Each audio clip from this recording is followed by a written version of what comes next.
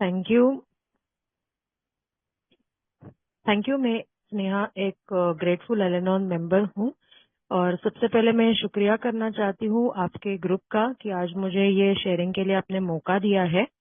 और जैसे ये मेरा जैसे सब्जेक्ट है कि alcoholism in a perspective of Alanon means Alanon ये बीमारी के बारे में कैसे देखती है, एक एलेनॉन मेंबर, एलेनॉन फेलोशिप ये बीमारी को कैसे समझती है। तो इस बात पे मैं आज मेरे जो अनुभव है वो आपसे शेयर करना चाहती हूँ।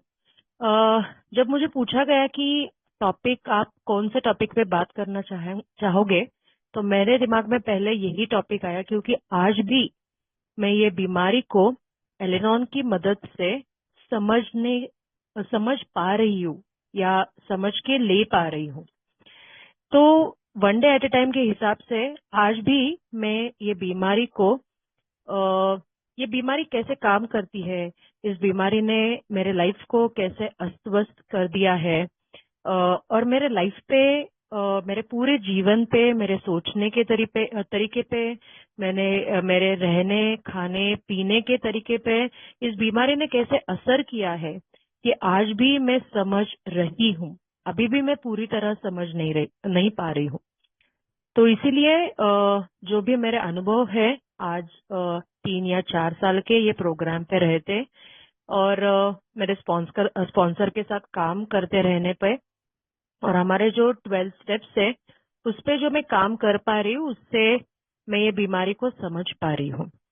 तो पहले मैं थोड़ा सा बताना चाहती हूँ कि अ, ये जो शराबीपन है ये मेरी भी बीमारी है।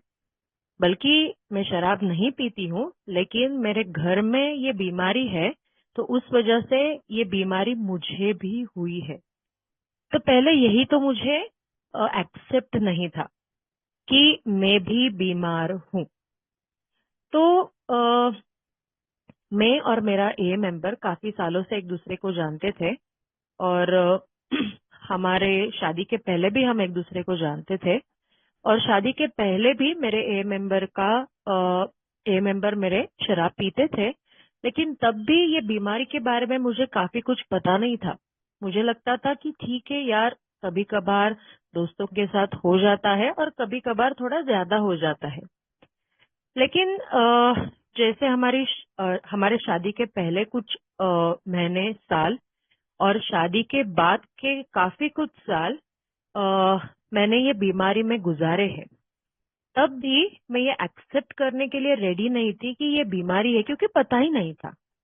क्योंकि बचपन से हमारे आस पड़ोस में, हमारे स्कूल्स में, हमारे कॉलेजेस में या हमारे घर में इस बीमारी के बारे में बताया ही नहीं गया है।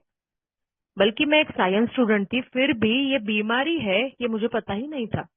मुझे लगता था कि अरे यूं ही अगर कुछ हुआ, अच्छा हुआ बुरा हुआ, जो मेरा ए मेंबर चाहता है उसके मन से नहीं हुआ तो ये जाता है और ये शराब पीता है। उसको बाकी तो सारा कुछ समझ आता है, फिर ये क्यों नहीं समझ आ रहा है कि ये नहीं करना है, ये उसे और ये मुझे भी बर्बाद कर रहा है। ये उसको क्यों नहीं समझ आ रहा है।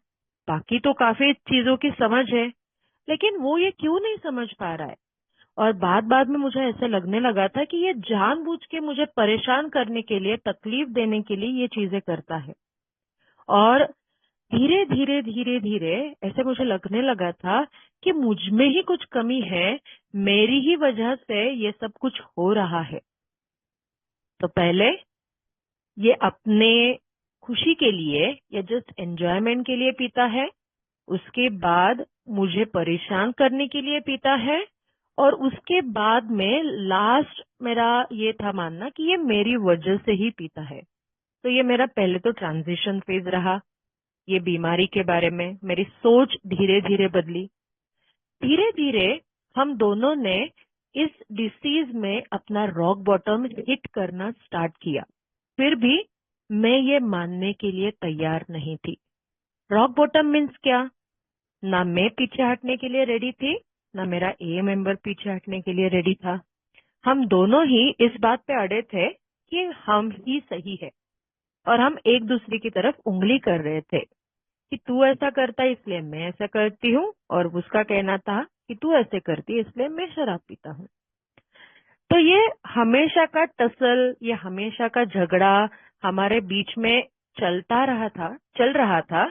और जैसे एक ही घर में रह के हम दोनों एक दूसरे से एकदम, जैसे बोलते हैं ना, नॉर्थ एंड साउथ पोल, रहे तो एक ही घर में रहे थे, लेकिन दोनों के जो विचार थे, दोनों का जो सोचने का तरीका था, वो एक दूसरे को, हम ब्लेमिंग गेम पे आ चुके थे, हम एक दूसरे को ब्लेम कर रहे थे। और एक ही घर में रह के हमारे बीच में कोई भी अच्छा कम्युनिकेशन नहीं था। और ऐसा लगने लगा था कि अरे यार क्या लाइफ है, शायद से ऐसे ही चलेगा। एक दिन ऐसा लग रहा था कि शायद से ऐसे ही चलेगा और ऐसे ही हमें निभाना पड़ेगा, और एक दिन लगता था बस हो गया, छोड़ के चले जाए। लेकिन कुछ भी डिसीजन नहीं ले पा रही थी। फिर धीरे धीरे धीरे ऐसा हुआ कि ऐसा लगने लगा था कि लाइफ में कुछ होगा या नहीं होगा। और फिर जो सारे लोग करते, यहाँ गए वहां गए, इस पूजा इस मंदिर, ये किया वो किया, मेडिसिन गए, रिहैब हुआ, और ऐसा लग रहा था कि कभी भी कुछ नहीं होने वाला है। क्योंकि मुझे लग रहा था कि मेरी कुछ गलती तो है ही नहीं, मैं क्या कर रही हूँ ऐसा कि ये शराब पी रहा है। और हम दिन ब दिन जीते जी मर रहे थे। फिर भी हम मैं खुद ये एक्सेप्ट करने के लिए रेडी ही नहीं थी कि कुछ तो गलत हो रहा है, या शायद से मेरे तरफ से भी कुछ गलत हो रहा है। एक दिन ऐसा आया कि ऐसा लगा कि बस अब होगा तो कुछ होगा, नहीं तो फिर हमारा जीवन हम खत्म करने वाले हैं, ऐसे तो नहीं जी सकते। एए और एलेनॉन के बारे में हमें पहले भी पता चल चुका था। मुझे एलेनॉन के बारे में जब मेरा ए मेंबर रिहैब में था तब पता था। लेकिन तब हम जहाँ रहते थे वहाँ एलेनॉन की फेलोशिप नहीं थी, और तब ऐसे कोई भी ऑनलाइन मीटिंग्स नहीं हुआ करती थी। और जैसे सब डिनायल में होते हैं, वैसे मैं भी डिनायल में ही थी कि मैं क्यों करूं मीटिंग, मैं तो शराब नहीं पी रही हूँ, मीटिंग पास में है भी नहीं, एक पहले से फाइनेंशियल प्रॉब्लम्स है, उस हिसाब में अभी भी फाइनेंशियल प्रॉब्लम्स चल रहे हैं, तो मीटिंग के लिए इतने दूर कैसे जाए, उसके लिए पैसा कौन खर्च करेगा। और अगर मीटिंग करनी है तो ए मेंबर करे, मैं क्यों करूं। इसमें भी कुछ साल चले गए। सेकेंड रिहैब हुआ, और उसके बाद लॉकडाउन लगा। तो मैं ये समझती हूँ कि ये हायर पावर की कृपा हुई हम पे कि लॉकडाउन लगा और ऑनलाइन मीटिंग्स स्टार्ट हुई, क्योंकि हम दोनों भी ऑनलाइन मीटिंग से प्रोग्राम को जुड़ पाए। मेरे ए मेंबर ने एक दिन मुझे बोला कि मैंने तो डिसाइड किया है, अब मैं मीटिंग करूंगा, और अगर तुझे ऐसा लगता है कि मुझसे कैसे डील करना है, अगर तुझे ऐसा लगता है कि हमें ये लाइफ आगे कंटिन्यू करनी है, एक साथ जीना है, तो तू भी मीटिंग को जुड़ जा, देख कैसे मीटिंग होती है, तुझे भी उससे राहत मिलेगी। मैंने सोचा चलो ये भी करके देख लेते हैं। और पहले तो मन में ये डर था कि अगर मैंने मीटिंग ना की और अगर इसको ये कारण मिल गया और ये वापस शराब पीने लगा, तो चलो इसका मन रखने के लिए तो एटलीस्ट मैं मीटिंग को जुड़ जाती हूँ। वैसे भी कहाँ बाहर जाना है, वैसे भी लॉकडाउन है, ऑनलाइन ही तो करना है। तो ऐसे मैं मेरे एलेनॉन मीटिंग को जुड़ गई। हम मीटिंग में कर ही रही थी, हमने स्टार्ट ही किया था, फिर एक फेज आया कि हमने वंस अगेन एक रॉक बॉटम हिट किया। कुछ ऐसी चीजें हुई कि मुझे ऐसा लगा नहीं यार, मीटिंग से भी कुछ नहीं हो रहा है, छोड़ दो ये सारे कुछ जस्ट पैत्र है, कुछ भी वर्क नहीं करने वाला है मेरे लाइफ में। और फिर भी मैं एक दिन एलेनॉन मीटिंग को जुड़ी, क्योंकि मैं इतनी परेशान हो चुकी थी। और मैंने एलेनॉन मीटिंग में पहले ही क्वेश्चन पूछा कि क्या मुझे एलेनॉन मीटिंग करना जरूरी है। तो मुझे जवाब मिला हाँ, ये जरूरी है क्योंकि तू भी बीमार है। तो मैंने कहा कि मैं बीमार कैसे हूं? तो एलेनॉन बताता है कि ये जो डिसीज है ना, वो इतना कनिंग एंड बैफलिंग डिसीज है कि तुझे पता भी नहीं चला कि कब तू बीमार पड़ गई, कब तू शराबी जैसे ही बिहेव करना लगी। तू शराब नहीं पी रही है, लेकिन तो एक नशे में ही है, और तुझे ये समझना पड़ेगा।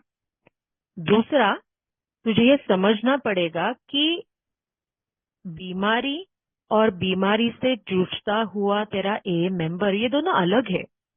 सो एलेनॉन इस बीमारी को देखता कैसे है? तो एलेनॉन बोलता है कि जैसे किसी मरीज को डायबिटीज है, तो और वो कोई डायबिटीज से गुजर रहा है, तो हम उसको ब्लेम नहीं करते कि ऐसा कैसे है, तूने ही कुछ किया होगा इसलिए डायबिटीज हुआ, तूने ही कुछ किया होगा इसलिए तुझे ये बीमारी हुई। तो हम बीमारी और बीमारी से जूझते हुए व्यक्ति को अलग कर पाते हैं। वैसे ही तुझे शराबी और शराबीपन, ये जो बीमारी है, उसको अलग अलग देखना पड़ेगा। अगर तू एक ही चश्मे से, एक ही नजरिए से देखेगी, तो तू कभी भी जी नहीं पाएगी। तो ये तो एक्सेप्ट करना बिल्कुल ही मुश्किल था, क्योंकि ऐसे कैसे मैं अलग अलग करूं? हर रोज तो मैं ये देख रही थी कितने सालों से। हर रोज तो मुझे ऐसा लगता था कि नहीं, इसमें ही, इसको ही कुछ है कि वो जाता है और शराब पी के आता है। इसको ही शराब पीना है, इसलिए वो जाता है और वो शराब पी के आता है। लेकिन एलेनॉन मुझे बताता है, जैसे मैग्नेट जो होता है, वो जैसे बोलते हैं ना कि अपोजिट पोल्स अट्रैक्ट, वैसे ही शराबी उसको ना चाहते हुए भी शराब की तरफ खींचा चला जाता है। उसको नहीं पीनी होती है, लेकिन फिर भी वो खुद को रोक नहीं पाता है। यही तो डिसीज है। इसके लक्षण बाद में दिखते हैं और बीमारी पहले होती है। तो तुझे पहले ये समझना होगा कि बीमारी अलग है, और इस बीमारी से सफर करने वाला तेरा ए मेंबर और तू अलग है। तो ये कैसे करूं मैं?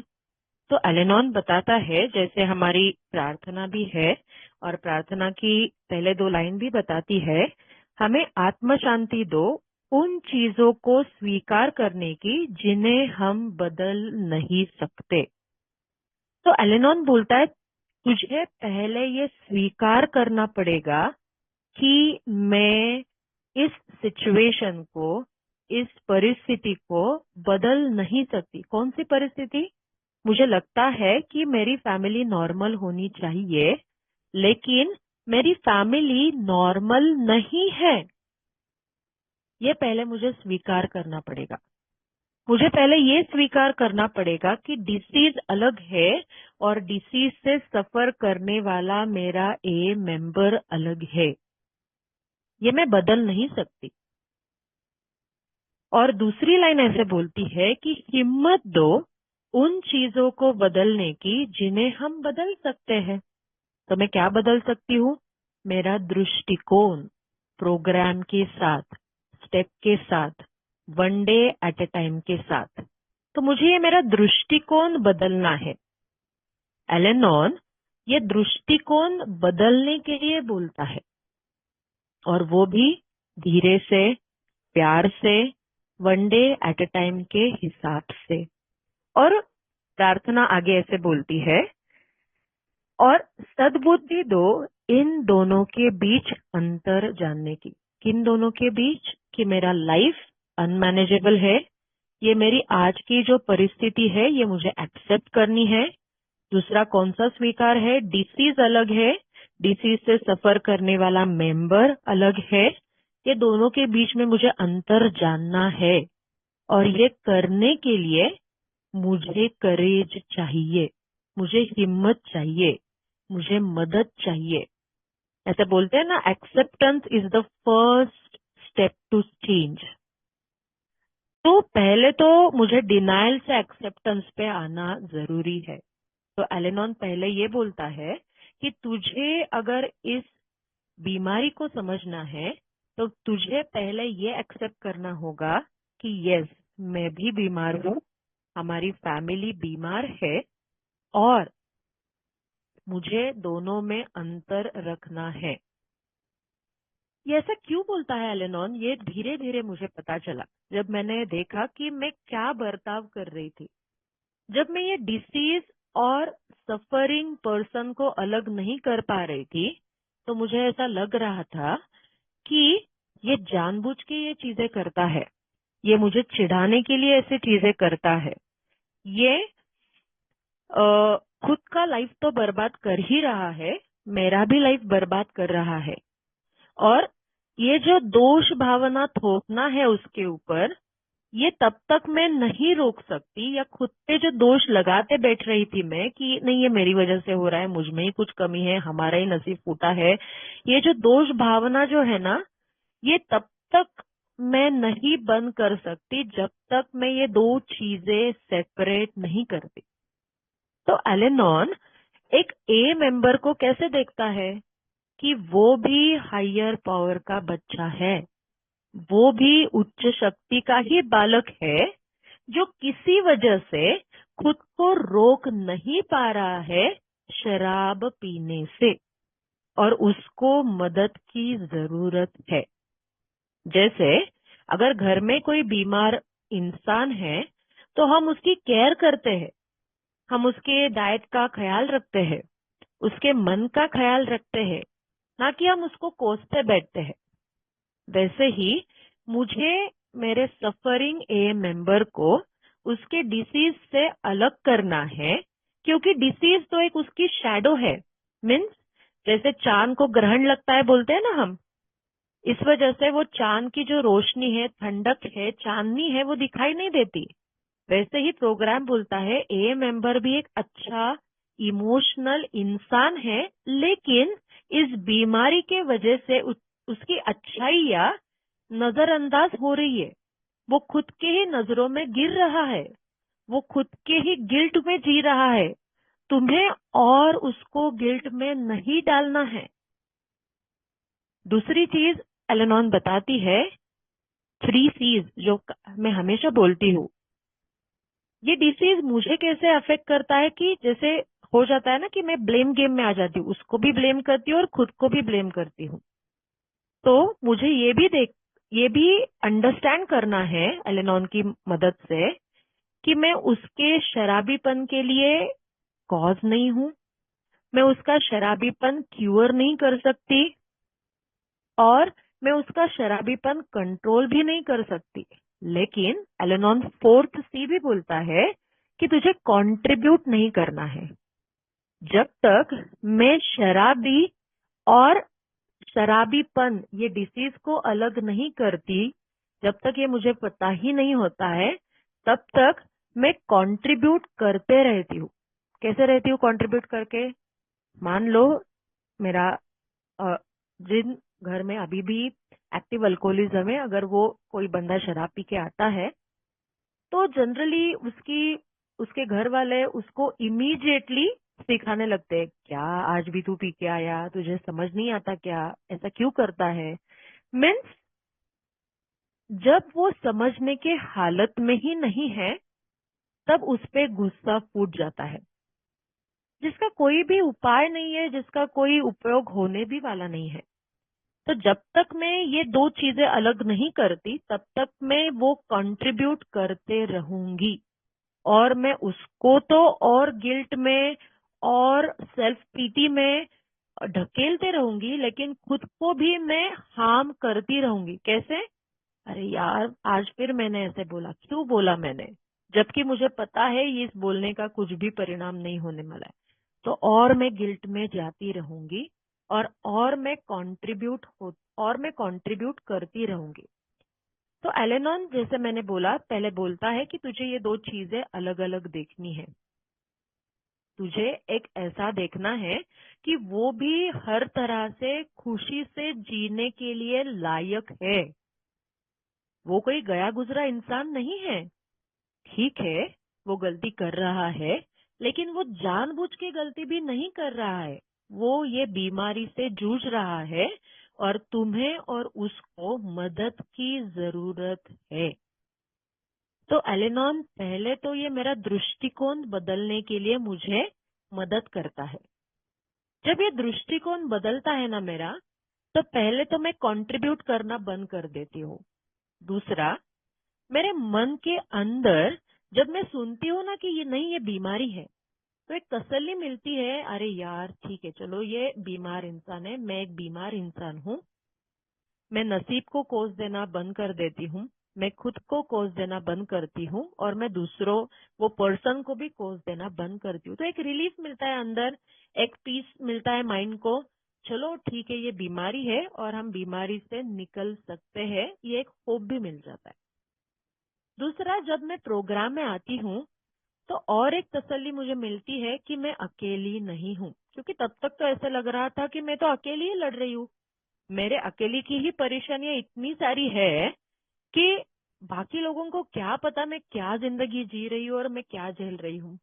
लेकिन जब मैं एलेनॉन मेंबर्स के शेयरिंग सुनती हूँ तो पता चलता है, अरे मेरी हालत तो काफी बेहतर है, काफी एलेनॉन मेंबर की हालत तो काफी खराब है। ये हायर पावर की कृपा है मुझ पे कि मुझे ये मैसेज मिला।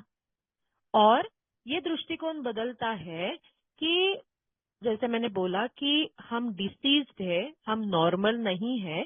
पहले तो लगता था हम एबनॉर्मल है, लेकिन अब लगता है जब एलेनॉन आते रहती हूँ मैं, तो लगता है कि नहीं, हम चोजन है। हम फैमिली जो है ए और एलेनॉन में, हम चोजन फैमिलीज है, जिनके ऊपर भगवान का ढेर सारा प्यार है, ढेर सारी कृपा है, और इसलिए हमें चुना गया है। कुछ चुनिंदा लोगों में हम शामिल होते हैं और ये सौभाग्य हर एक को नहीं मिलता, क्योंकि ये प्रोग्राम हमें जीने का तरीका बताता है। जो हमारे 12 कदम है, जो एलेनॉन ने भी ए प्रोग्राम से ही उठाए हैं, वो जीने का तरीका बताते हैं, क्योंकि हमारा जीना पटरी से उतरी हुई गाड़ी के जैसा होता है और कोई और चीज हमारी ये जीवन की गाड़ी पटरी पे नहीं ला सकती। ये 12 कदम ही है जो मुझे हर एक दिन धीरे धीरे धीरे पटरी से उतरी हुई गाड़ी पटरी पे लाने के लिए हेल्प करते हैं। एलेनॉन ये भी बताता है कि जिस घर में ए और एलेनॉन दोनों मेंबर है, वो घर एक बैलेंस पटरी पे चल सकता है, क्योंकि एलेनॉन को पता है कि ए के साथ मुझे कैसे रहना है पीसफुली। क्योंकि सोब्राइटी का मतलब ये तो नहीं कि झगड़ा होगा नहीं, सोब्राइटी का मतलब ये तो नहीं कि आर्ग्यूमेंट होगा नहीं, सोब्राइटी का मतलब ये तो नहीं कि कठिनाइयां नहीं आएगी नहीं। न जाने गए 4 सालों में हमने कितनी कठिनाइयां देखी है। ऐसा लगता है कि ज्यादा ही कठिनाइयां हमने सोब्राइटी पीरियड में देखी है, या फिर वो ज्यादा महसूस हुई है। लेकिन इस हर एक परिस्थिति में अगर एलेनॉन साथ है और ए का साथ है, तो हम एक दूसरे को पेशेंटली झेल पाएंगे। और सभी ऑड्स में, सभी परिस्थितियां अगर हमारे हाथ में भी नहीं है, फिर भी हम एक दूसरे का साथ देके चल पाएंगे। सो ये जो साथ चलना है, ये कब होता है? जब मैं ये डिसीज समझ पाती हूँ कि ये क्या डिसीज है। काफी बार ये बोला जाता है कि ए मेंबर अगर स्लिप होता है तो क्या करे। तो मैं ये बताना चाहती हूँ, सिर्फ ए मेंबर नहीं स्लिप होता, एलेनॉन भी स्लिप होती है। और ये एलेनॉन में बताया गया है। हमारी स्लिप काफी टाइम इमोशनल होती है, क्योंकि काफी टाइम ऐसा होता है ना कि जब सोब्राइटी आती है तो एलेनॉन मेंबर समझने लगती है कि अरे अभी चलो सब अच्छा हुआ, अब सभी नॉर्मल होगा, और हम एक्सपेक्ट करते हैं जैसे नॉर्मल फैमिली में होता है वैसे ही हमारी फैमिली चलने लगे। लेकिन एलेनॉन बताता है नहीं, ये घंटी है स्लिप होने के लिए। अगर ऐसा मैं सोचती हूँ तो ये मेरे लिए रेड अलर्ट है, ये मेरे लिए घंटी है कि मैं स्लिप होने के लिए मेरा होम ग्राउंड तैयार कर रही हूँ। ये मेरी एक्सपेक्टेशन कि सभी अभी अच्छा अच्छा चलेगा, सभी अभी अच्छे से चलेगा, कुछ नहीं होगा, तो नहीं। फिर से मुझे एलेनॉन इस एक्सेप्टेंस पे लाता है कि नहीं, तुझे ये एक्सपेक्ट नहीं करना है। इसका मतलब एलेनॉन ये नहीं बताता कि तुझे हमेशा ही कुछ बुरा होगा इसके लिए एक्सपेक्ट करना है, लेकिन तुझे एक्सपेक्टेशंस काफी हाई नहीं रखनी है। अगर ऐसा हुआ तो तू क्या होगा, तेरी एक्सपेक्टेशंस कंप्लीट नहीं होगी। क्योंकि जैसे मैंने बोला कि पटरी से नीचे गई हुई गाड़ी पटरी पे आते समय खड़खड़ाट करेगी, आवाज करेगी, वो स्मूथली नहीं चलेगी। वैसे ही हमारे लाइफ है। वैसे ही ए मेंबर जब सोबर होने लगता है तो एकदम से अगर तू एक्सपेक्ट करेगी उसके पास से या तेरे खुद के पास से भी, तो ये होगा नहीं। और अगर मैं ये एक्सपेक्ट करती हूँ और होता नहीं है तो फिर मैं क्या हो जाती हूँ, तो फिर मैं अगेन अपने ही एक बोलते हैं ना वो ककून में चली जाती हूँ। अरे क्या यार, मेरा लाइफ कब अच्छा होगा, कुछ अच्छा होने वाला भी है या मेरे लाइफ में नहीं। या फिर मेरा चिड़चिड़ापन बढ़ जाता है, या फिर मैं उसको मदरिंग करना स्टार्ट कर देती हूँ, या फिर वो ऐसे बिहेव करे, ऐसे बिहेव करे, या फिर वो एकदम से कमाना लगे, एकदम से वो मुझे अच्छे अच्छे क्या बातें करे, मुझे गिफ्ट ला के दे, ये करके दे, वो करके दे। तो नहीं होगा ये।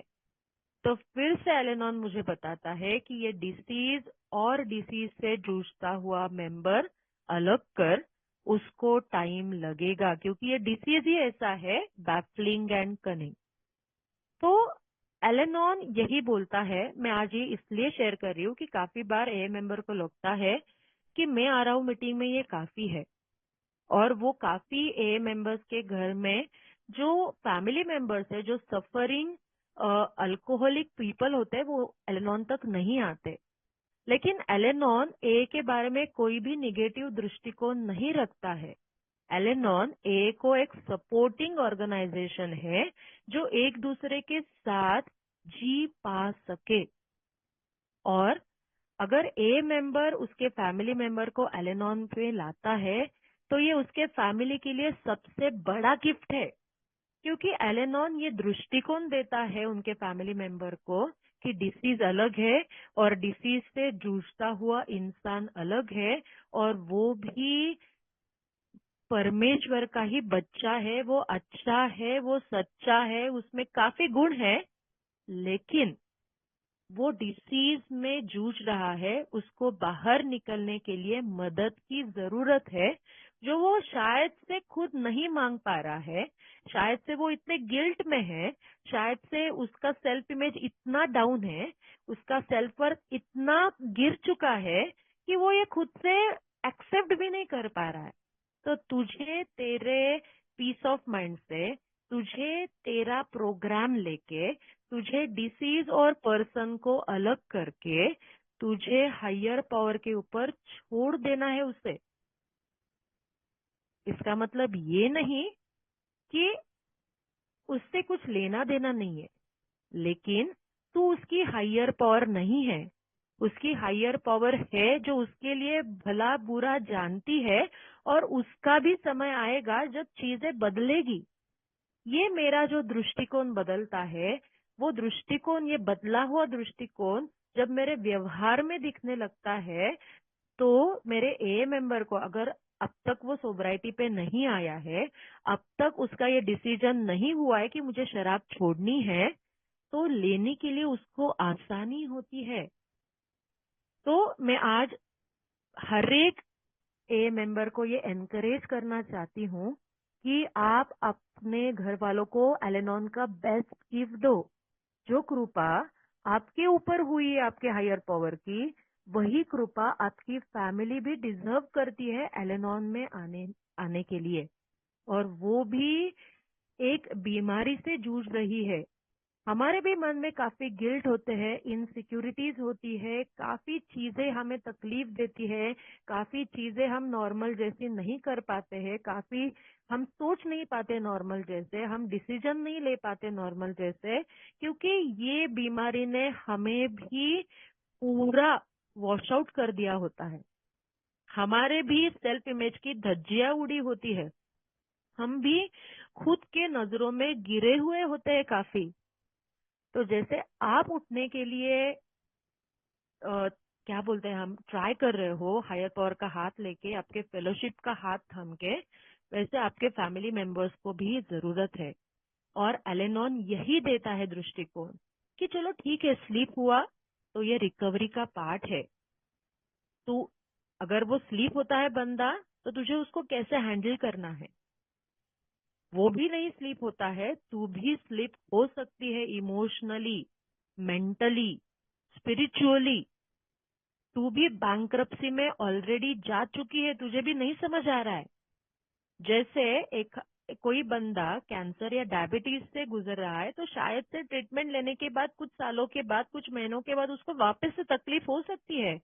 वैसे ही ये चीजें हो सकती है, लेकिन तब भी तुझे उसको वैसे ही देखना है कि वो ईश्वर का बच्चा है, और उसे भी जीने की पूरी पूरी ईश्वर ने उसे भी जीने के लिए चुना है। वो जानबूझ के ये चीजें नहीं कर रहा है। तो आज इसलिए मैंने ये सब्जेक्ट लिया था कि मैं एनकरेज करना चाहूँ कि सभी एलेनॉन में आ पाए। हम भी डिजर्व करते हैं ये 12 स्टेप प्रोग्राम, हमें भी अपनी लाइफ को पटरी में लाने का पूरा हक है। और वो हक एक ए मेंबर एलेनॉन प्रोग्राम में अपने फैमिली मेंबर्स को लाके दे सकता है। और जब घर में एए और एलेनॉन दोनों साथ में हाथ लेके चलेंगे, तो sobriety one day at a time के हिसाब से हम जरूर अचीव कर पाएंगे, और हम पीसफुली जी पाएंगे, हमारे डिसीजन सही ले पाएंगे one day at a time के हिसाब से। और हायर पावर की कृपा हम महसूस कर पाएंगे। अगर एक ही बंदा आ रहा है, तो ये हायर पावर की कृपा भी अधूरी होगी। और अगर तो मैं यही शेयरिंग के एंड में कहना चाहूंगी कि ये 4 सालों में अभी भी मैं ये डिसीज को समझ रही हूँ। अभी भी मैं भी स्लिप होती हूँ और वापस से पटरी पे आ जाती हूँ, मेरे स्पॉन्सर की मदद से, मेरे प्रोग्राम की मदद से। और मुझे पता है कि आज हम एबनॉर्मल फैमिली नहीं है। आज हम चुने हुए लोगों में से है, जिन्होंने हायर पावर, जिनको हायर पावर ने चुना है एक मकसद से। हमारे जैसे फैमिलीज को, हमारे जैसे लोगों को जो लाइट हायर पावर का हमें मिला है, उस लाइट से उनकी लाइफ में रोशनी लाई जाए। तो आज इसी नोट पे मैं मेरा शेयरिंग खत्म करना चाहती हूँ। वापस से शुक्रिया आपका, धन्यवाद।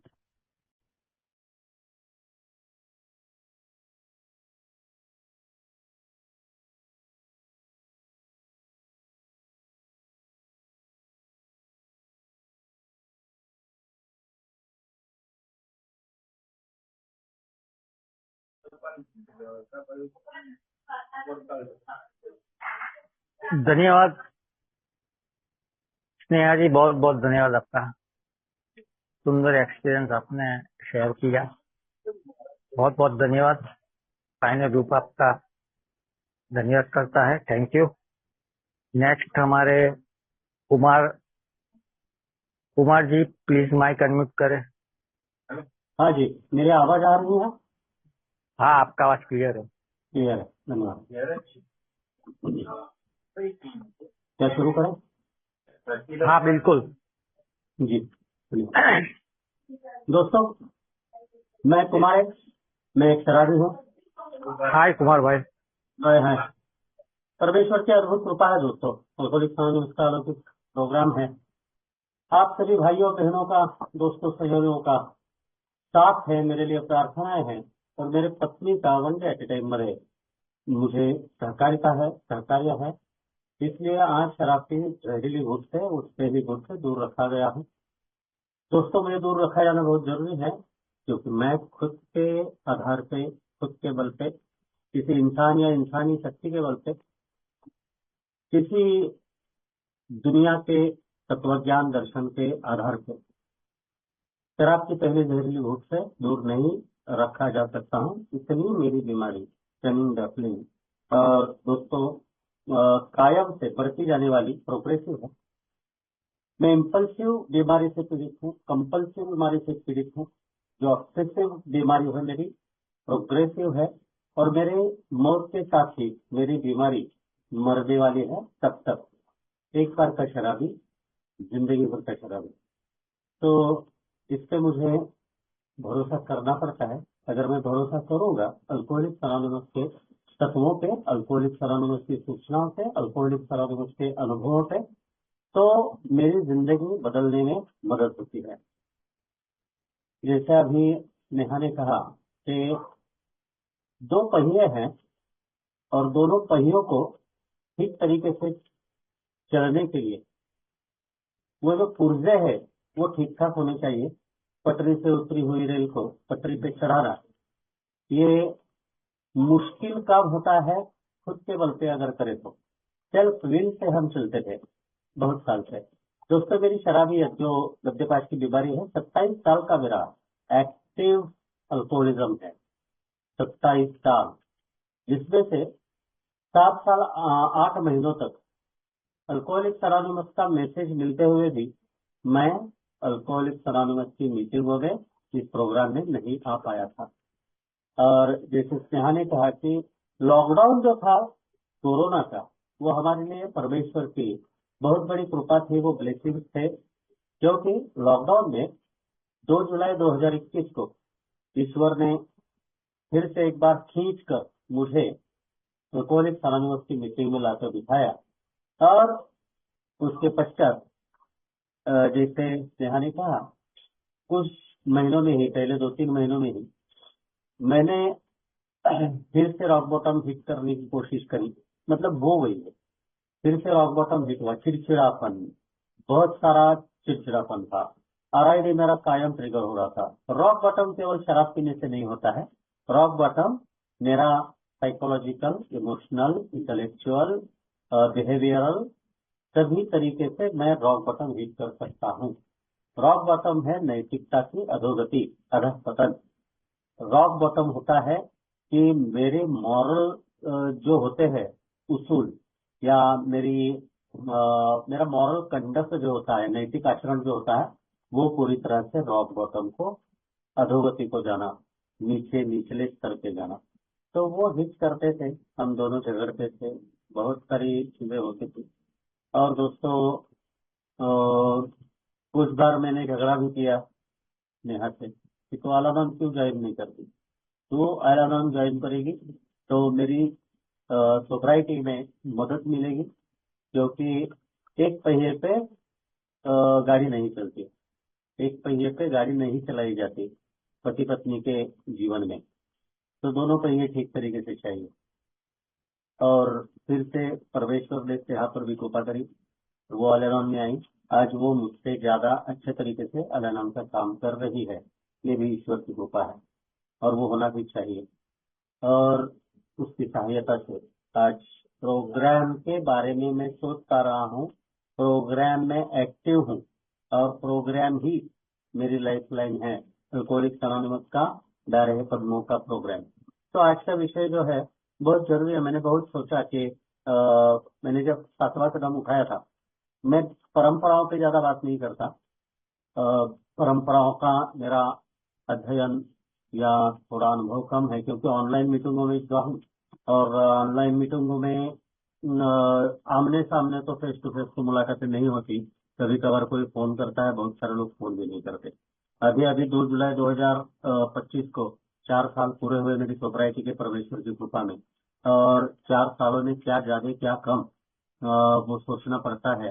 अल्कोहलिक्स अनोनिमस मुझे दैनिक चिंतन में एक दफे एक जगह पे कहता है कि तूने तेरी जमीन तो साफ कर ली है, लेकिन तुझे देखना है कि कहीं कुछ फिर से गंदा तो नहीं हुआ है, कहीं कचरा तो नहीं बचा है।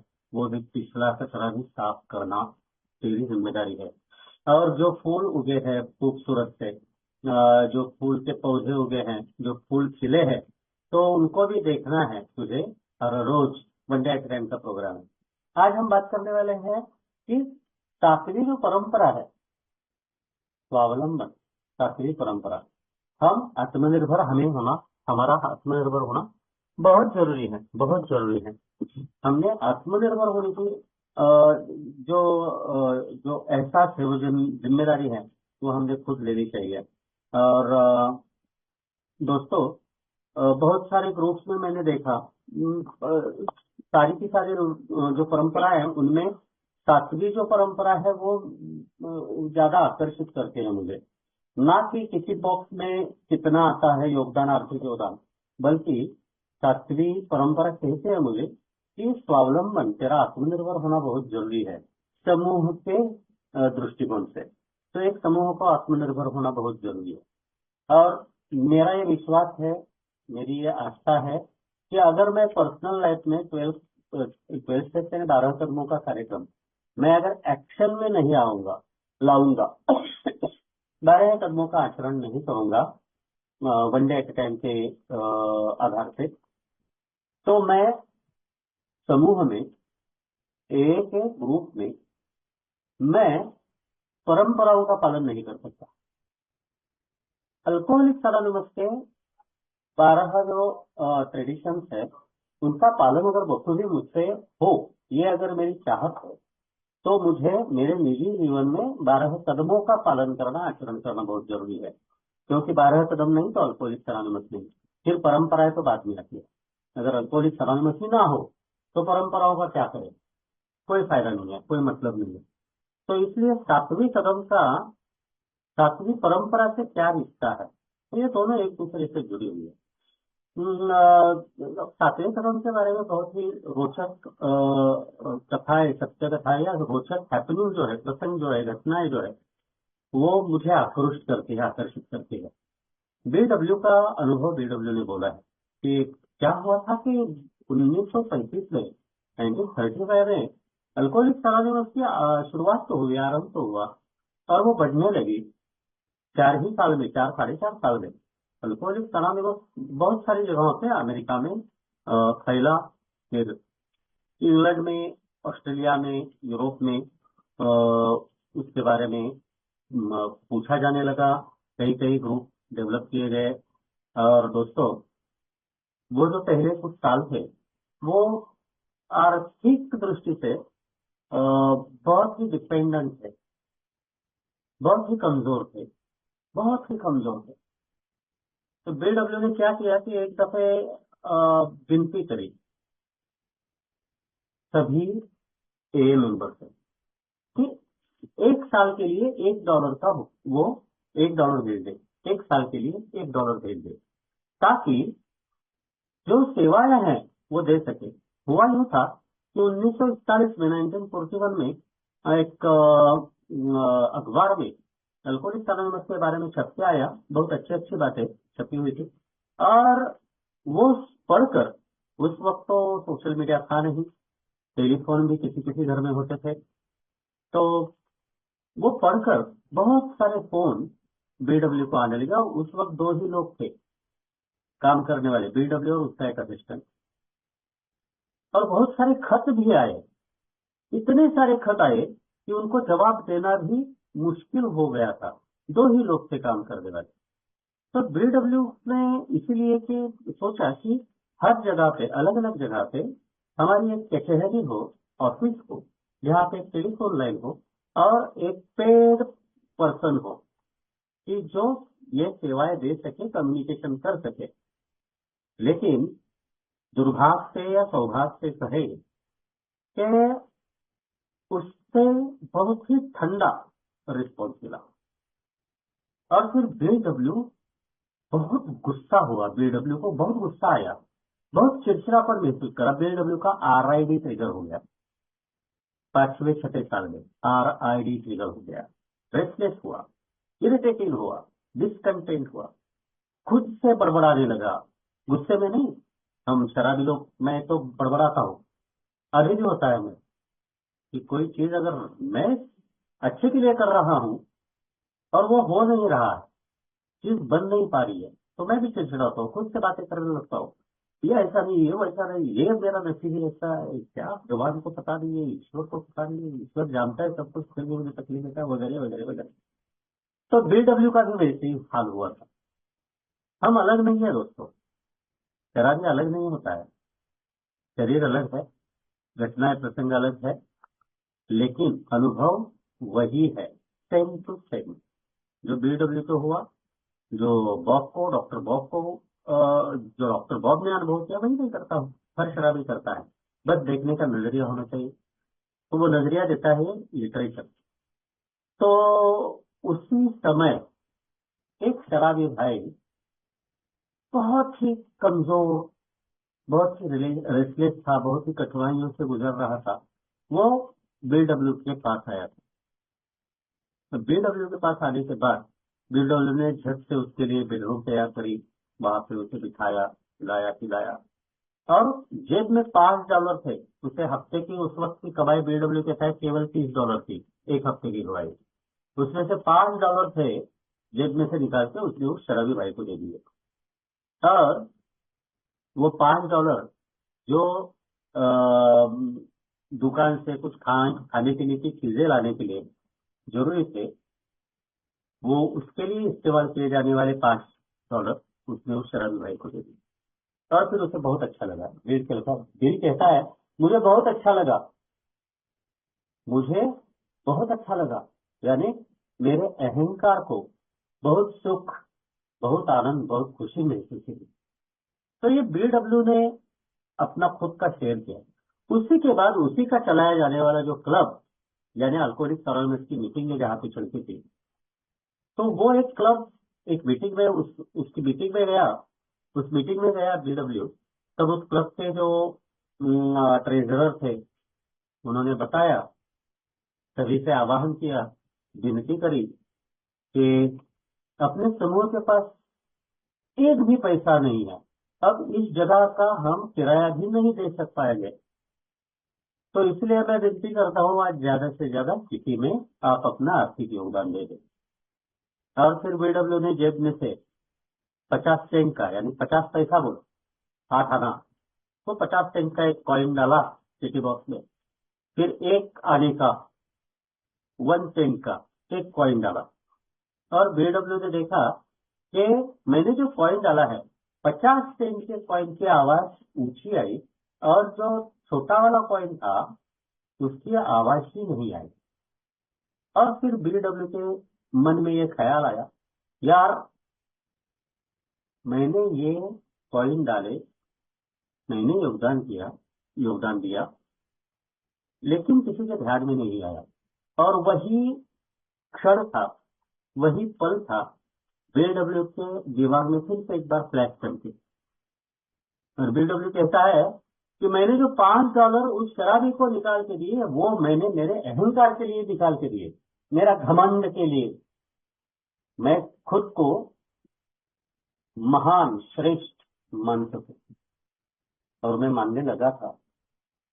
जिन पैसों का उस शराबी ने क्या किया पता नहीं, लेकिन ऐसे हजारों शराबियों को जहां से मदद मिल सकती है, ऐसे समूह में, ऐसे ग्रुप के, ऐसे एक क्लब के किसी बॉक्स में मैंने बस 50 सेंट डाले।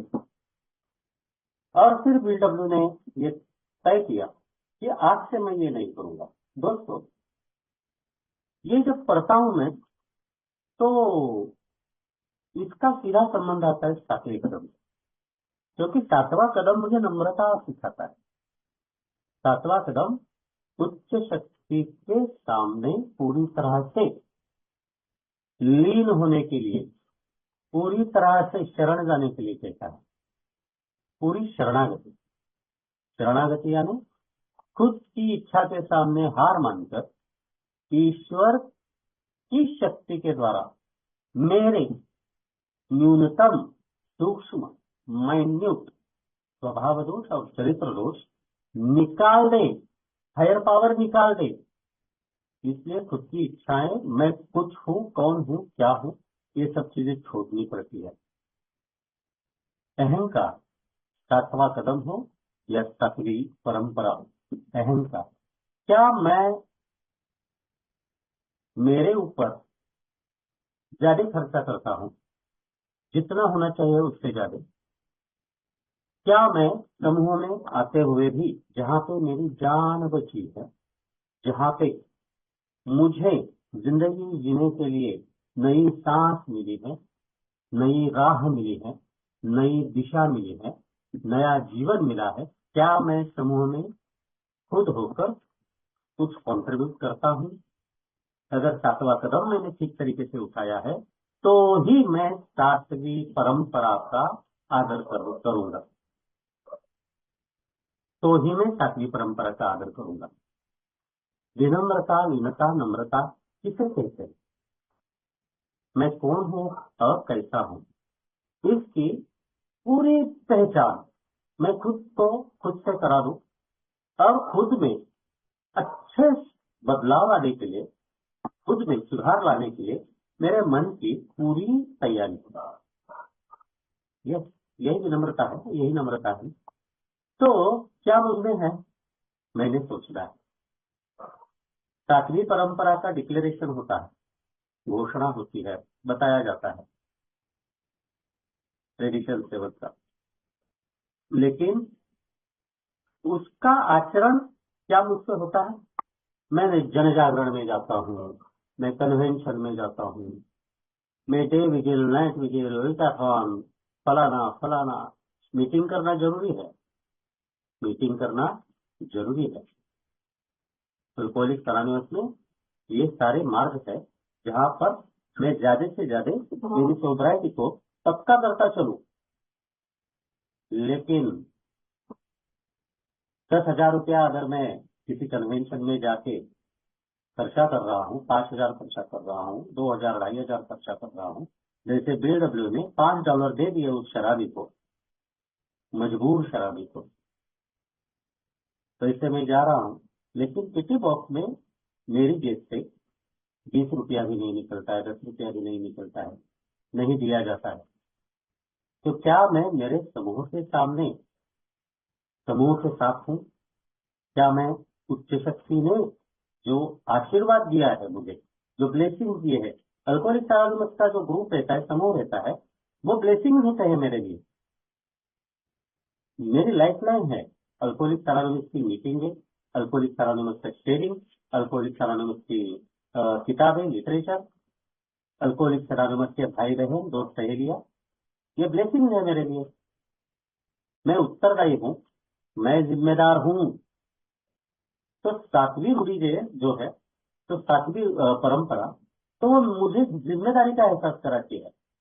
वो कब होगा मुझे, वो कब होगा?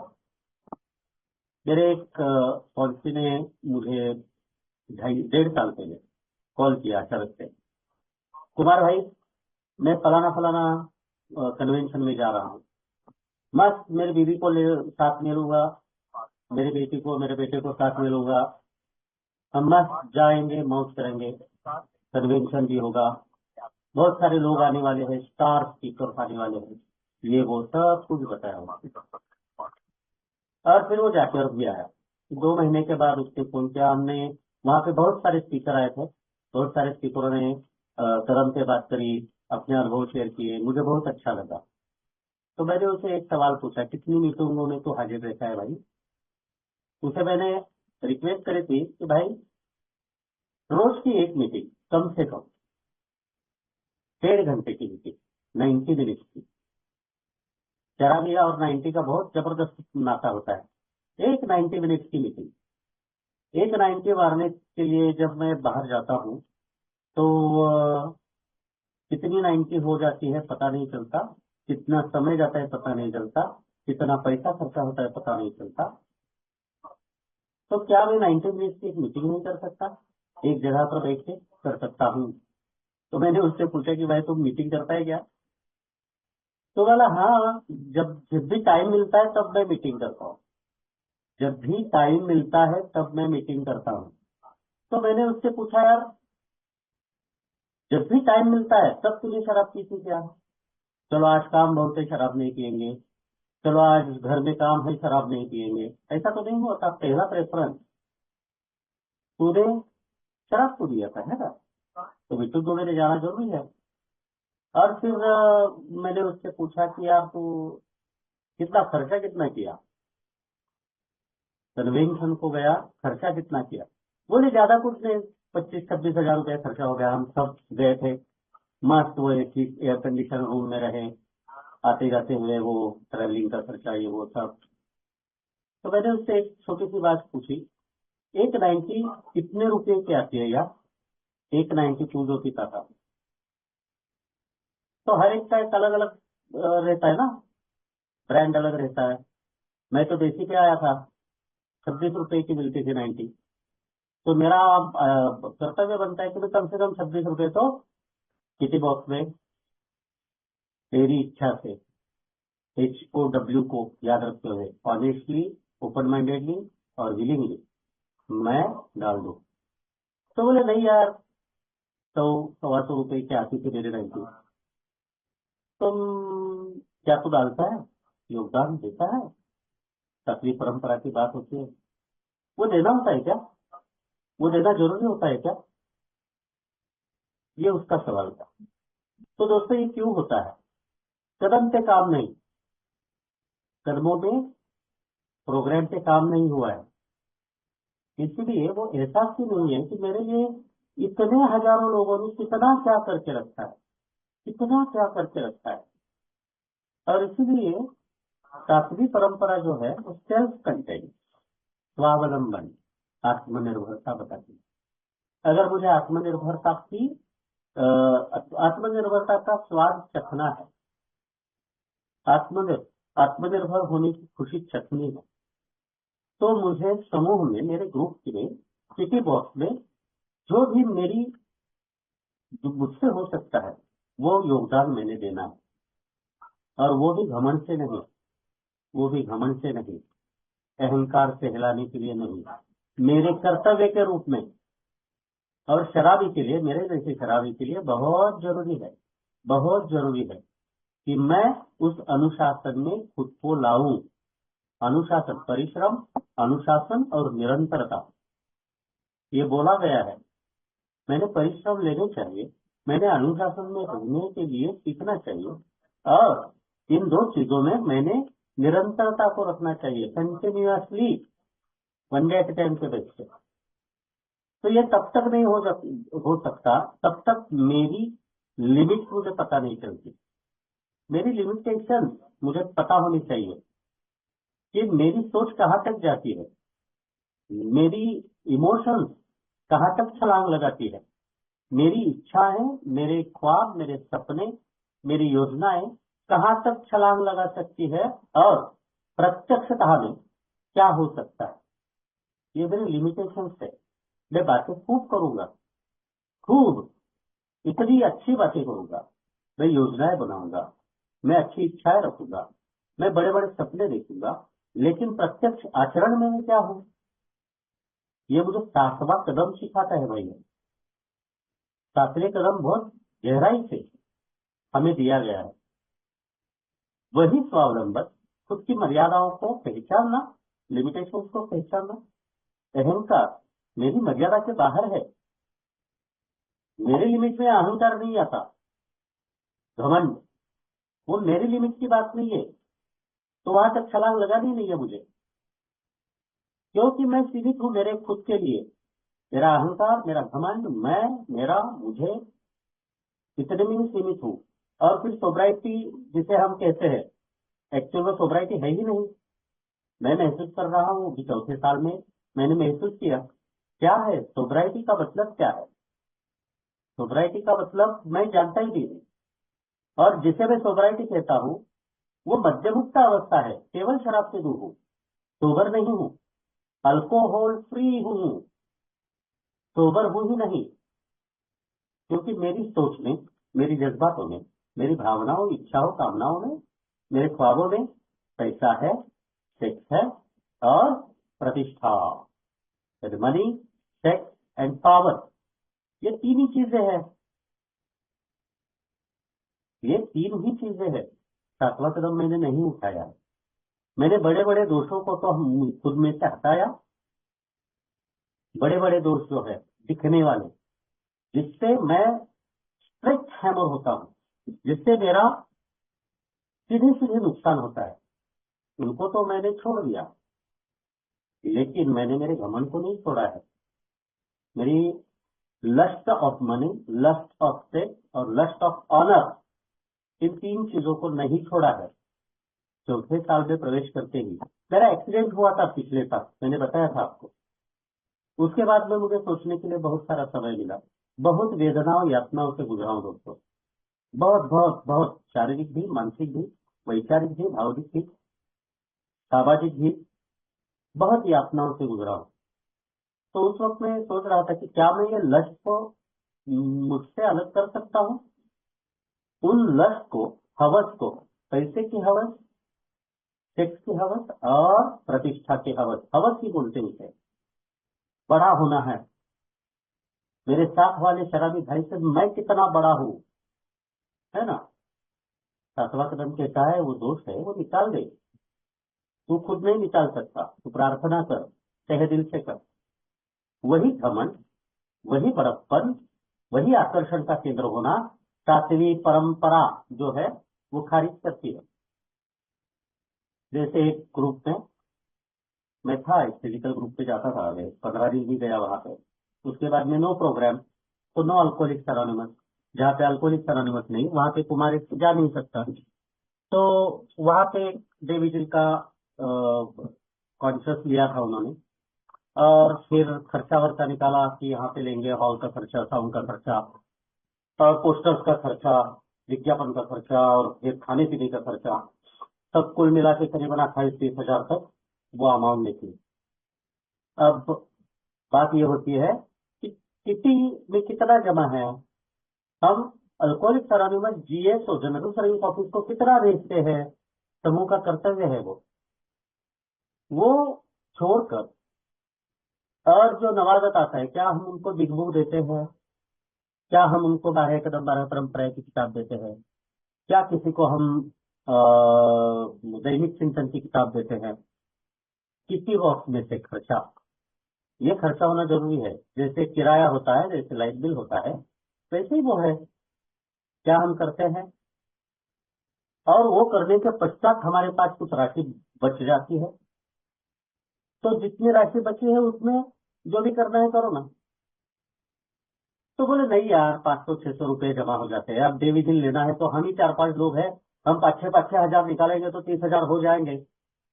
कल को ये बिल डब्ल्यू ने कहा है कि कोई एक मेंबर इस प्रकार से बड़ी धनराशि अगर दे देता है ना, तो वो मालिक बन जाता है अल्कोहलिक एनोनिमस का। और यही होता है, वो ग्रुप में मैंने यही देखा। वो 5-6 जो बांधव थे, भाई लोग थे शराबी, उन्हीं के हाथ में उस अल्कोहलिक एनोनिमस समूह की चाबियां थी। तो जब ये पर्सनल हो जाता है तो प्रोग्राम मर जाता है, और जहां पे प्रोग्राम नहीं वहां अल्कोहलिक एनोनिमस नहीं। तो मैंने उनसे विनती करी कि भाई आप कुछ देर रुको, कुछ महीने रुको, किसी बॉक्स में जमा हो जाए। आप सभियों के सामने ये बात कर देते हो कि नहीं यार नहीं मिलती है किसी, किसी ने नहीं दिया पैसा, शराबियों के पास पैसा कहाँ से आएगा, हमारे पास है, हमारी जान बचाई अल्कोहलिक एनोनिमस ने, तो हमने शराब नहीं पी है, लाखों रुपए हमारे बचे हैं, तो हम 5-6 हजार रुपया डाल देंगे, और फिर हम हमारे हिसाब से समूह को चलाएंगे, ग्रुप को चलाएंगे। तो ये नहीं होना चाहिए। लिखा है 12 कदम 12 परंपराएं में, ये परंपरा 7 के अध्याय में आप पढ़ सकते हो। और फिर वहां से ग्रुप कॉन्शियस लेके फाइनली जो यातनादायी था वो निर्णय लिया उन्होंने कि ये $10,000 हमने नहीं लेने हैं समूह चलाने के लिए, हम अल्कोहलिक एनोनिमस हम गरीब ही रखेंगे, हम अल्कोहलिक एनोनिमस को पैसों के नजरिए से गरीब ही रखेंगे, लेकिन आध्यात्मिकता की ऊंचाइयां हम तय करेंगे। और उसी कारण आज अल्कोहलिक एनोनिमस है। पैसा फेंक कर बेविजिल करने वालों के भाइयों के बल पे अल्कोहलिक एनोनिमस नहीं है। अल्कोहलिक एनोनिमस है जो 20 रुपया, 10 रुपया, 5 रुपया, 30 रुपया डालते हैं किसी वक्त में, उनकी आध्यात्मिकता की ऊंचाई पर अल्कोहलिक एनोनिमस की आज की उड़ान तय है। तो इसलिए इन दो एक 7वां कदम और 7वीं परंपरा, ये कपल्ड है, एक दूसरे से मिली हुई है। और रॉकफेलर के यहाँ पे डिनर रखा था, आपने पढ़ा होगा, अब मैं उस किताब का अध्याय कौन सा है, पेज नंबर कौन सा है, पैराग्राफ नंबर कौन सा है और उसमें लाइन कौन सी है, ये सब बता सकता हूं, लेकिन वो मैं नहीं बताता, वो मैं नहीं बताता, क्योंकि पढ़े तो सही, लिटरेचर पढ़ने के लिए दिया है, लिटरेचर पूरा पढ़ने के लिए दिया है। मैं केवल एक पन्ना, एक पैराग्राफ की 4 लाइनें पढ़ूं और उससे मैं मेरी जिंदगी संवारने की कोशिश करूं, ये तो खुद के साथ की हुई नाइंसाफी है। पहले शब्द से मैंने पढ़ना शुरू करना चाहिए। एक पन्ना अगर रोज पढ़ूंगा ना, तो अल्कोहलिक्स एनोनिमस के सभासद सदस्यों से कितनी बड़ी है ये पता चलेगा मुझे, तो इसलिए मैं पढ़ता हूं। तो रॉकफेलर के यहाँ पे, John D Rockefeller second junior, उसके यहाँ पे डिनर डिप्लोमेसी के तहत बहुत सारे अमीरों को बुलाया था, सामाजिक तत्वों को बुलाया था, डिनर हुआ, ये हुआ, सब अलार्म का अल्कोहलिक्स एनोनिमस का कार्य जो है वहां पे उसका विस्तृत विवरण हुआ। और फिर रॉकफेलर ने बोला कि अल्कोहलिक्स एनोनिमस को कोई डोनेशन नहीं मिलेगा, और उसने कहा कि अल्कोहलिक्स एनोनिमस किसी से भी, बाहरी किसी भी व्यक्ति, संस्था, संगठन से कोई भी दान धर्म ना स्वीकारे।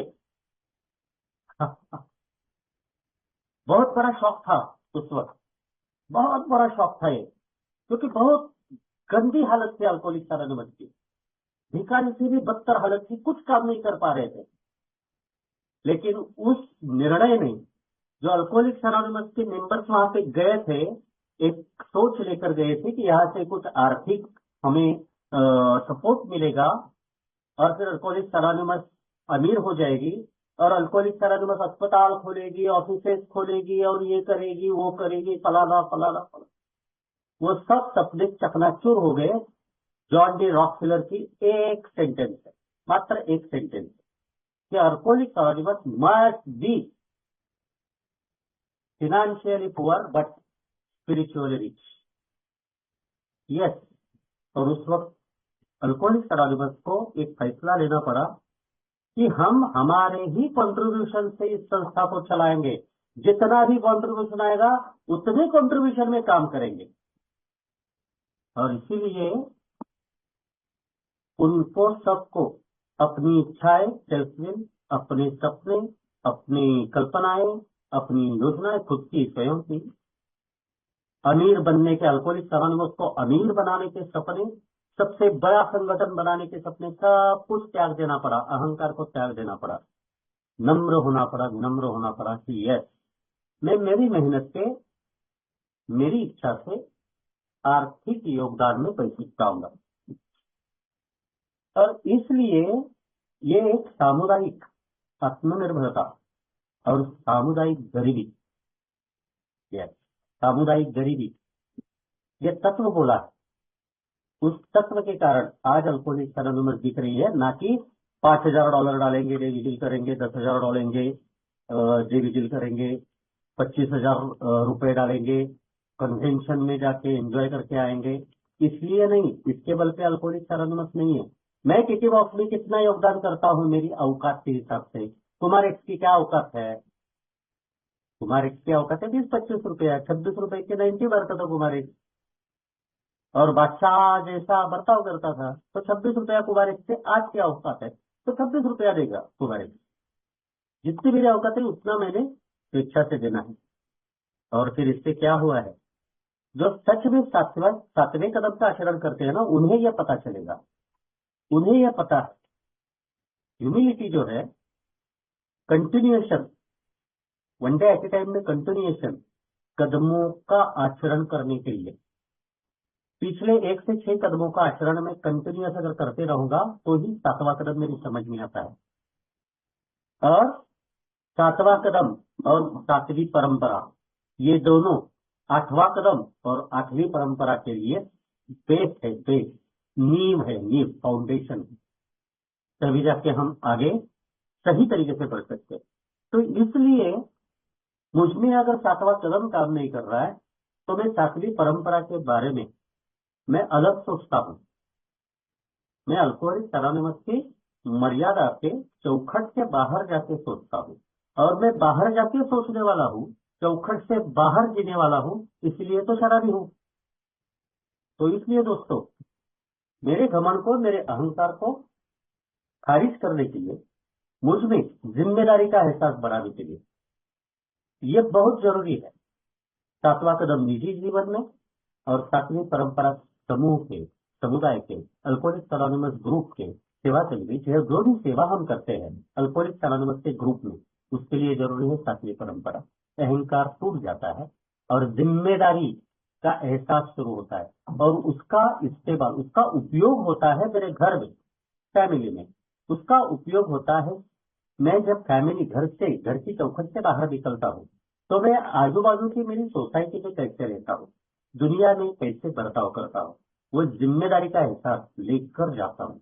अगर मैं 7वीं परंपरा को समूह का सदस्य होने के नाते निभाता हूँ तो इसलिए दोस्तों, 7वीं परंपरा और 7वां कदम एक दूसरे से जुड़े हुए हैं।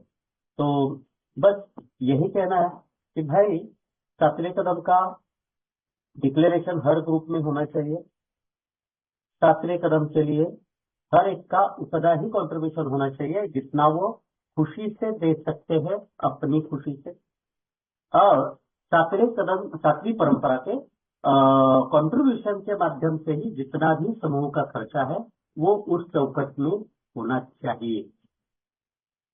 अगर खुद होके सारे समूह के सारे सदस्य मिलके अगर कुछ ज्यादा देना चाहे तो सारे सदस्यों ने मिलके ज्यादा देना है, ना कि 2-4 सदस्य ने जो मालिक बन बैठते हैं। अल्कोहलिक्स एनोनिमस किसी एक की नहीं है, पैसे वालों की तो बिल्कुल नहीं है।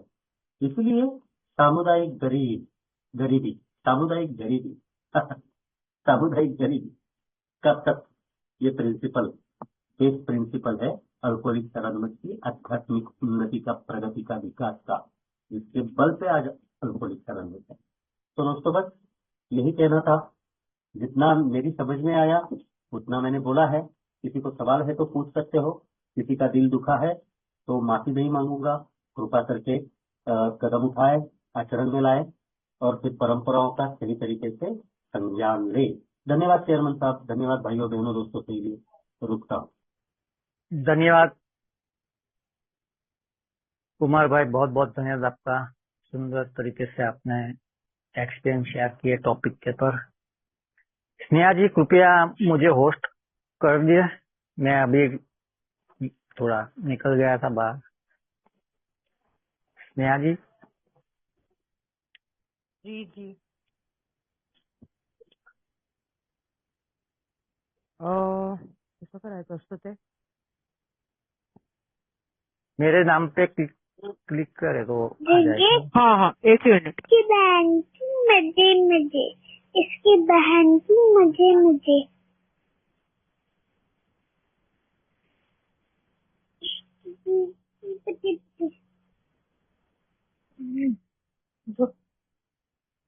थांबव मनीष भैया ना,